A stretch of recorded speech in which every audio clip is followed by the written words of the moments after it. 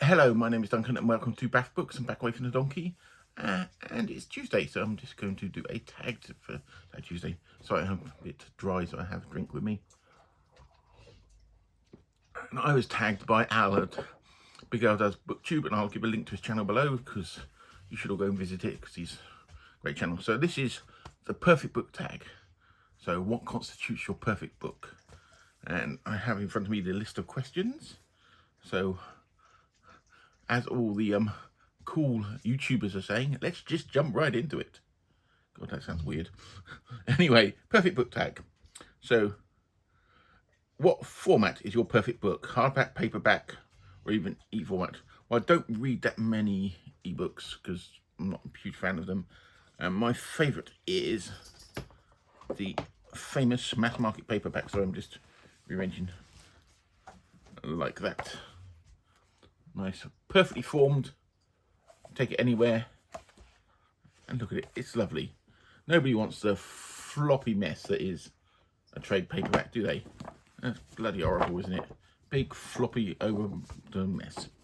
So what we all want is mass market paperbacks. And book publishers, stop making books bigger. It's annoying me. Anyway, yep, it's a mass market paperback. Question 2 we get on to. How many pages is your perfect book? And are you particularly where the chapters begin? Well, I like the chapters to begin at the beginning of each chapter. It's always useful. Length of the book. My preferred, I love books that are between sort of 150 and sort of 250 pages, which doesn't sound much, you know, but if you look back sort of, especially in the 70s, actually from the 50s through to the 70s and 80s, a lot of science fiction books were sort of about 180 pages-ish. And to me, it's a really nice length for a book, and it means that the writer's got to edit themselves and the editor's got to do a job, and it's great. And it just seems to be, books have always got longer. There's always been long books, but there seems to be more of them now. It's like people are scared to edit. Like George R. R. Martin, he needs a bloody good editor. I'm sorry, he does. Somebody needs to edit him down. He's a good writer, but he needs to be edited. So yeah, so I quite like the shorter ones like that because I can get my, you know, I feel like I can get through them, and I think you can tell a story in that sort of length sometimes better than you can in like some 600-700 page behemoth. There's a place for them, the big books, but yeah, my favourite length is probably around about, I say, between 150-250 pages. I've got some James Blish ones here, and these are 196 pages, that one is. But yeah, so that's probably about my length. So now on to, where do I like chapters to begin was the other question. I said it facetiously at the beginning of the chapter. I don't mind as long as they do them well. As long as they feel like they make sense in the story. If you get too short chapters, sometimes it can chop them up and make it feel very bitty. One comes to mind is Arthur C. Clarke's Fountains of Paradise. I found the chapters, the way you'd have a longer chapter, then you'd have a shorter chapter, and the way that was differentiated just made it very, very bitty book. Not a huge fan of that book anyway, but that made it a harder thing to read. So, yep, on to question 3. Are you particular about the way the page numbers are on the page? Well, I just like them on the page. Useful. Most books have them. Let's have a look at that one. Yeah, in the bottom, in the middle. Let's have a look at the books I've got here. Actually, that one's at the top, right there. I don't mind. It doesn't really bother me. As long as they're there somewhere. And if they're not there, it doesn't really bother me that much, really. Favourite font? Do you check to see the font details if available? Sorry, I had to put a little bit of a cut there because I sneezed, and you don't want to see me sneezing on camera. So yes, favourite font. Haven't really got a font. It just needs to be readable, not too small. I don't want something stupid 6-point or something. I'm quite a fondness of Times Roman, which, fun fact for you, the Times newspaper no longer uses Times Roman. But other than that, it really doesn't bother me that much as long as it's a clear, readable font, as long as it doesn't get too fancy or flowery. Just going to take a sip of drink a second. Don't know why I'm sneezing.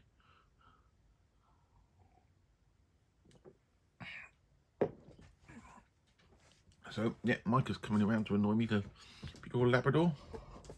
That's what the snorting is. I have a head down by my side. Don't I, gorgeous girl? So, next question. That was a font. Do margins matter to you?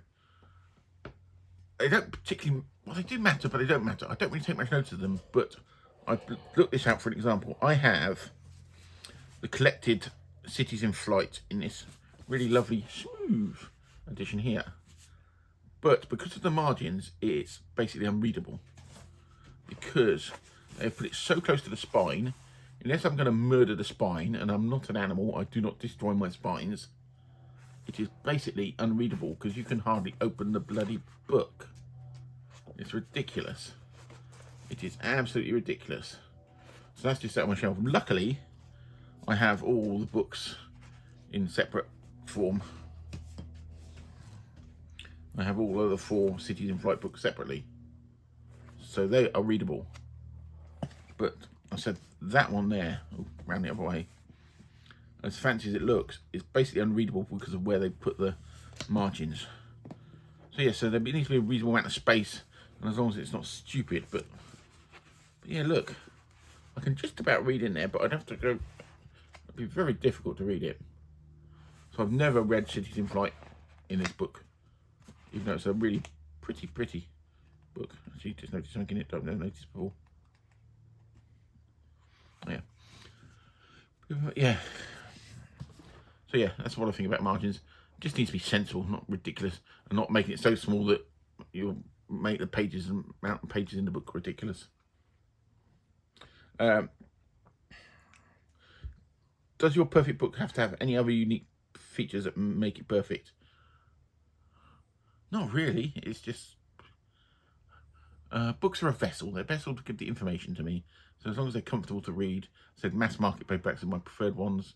So I just think they're a perfect format, and so it's rattling down the street outside. Show us the cover. What do you find perfect about it?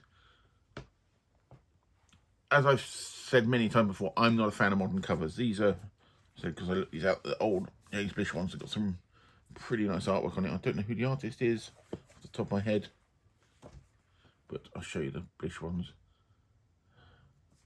So I like some proper artwork on them. None of these weird abstract things. If you look at the new editions of Asimov's Foundation series, they have some of the worst covers I've seen in my life.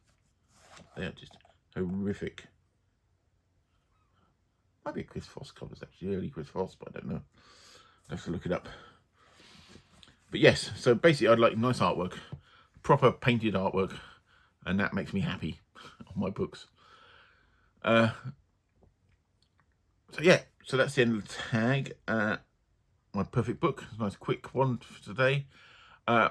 I'm not going to tag anybody because everybody and their grandmother seems to have done this, and I'm very late to the party. And I said, Al tagged me back end of last week, and I thought I'd do this. So yeah, thank you for watching, and remember, stop buying these bloody floppy messy things. They're terrible. Anyway, I'm off now. I'm off to finish my coffee.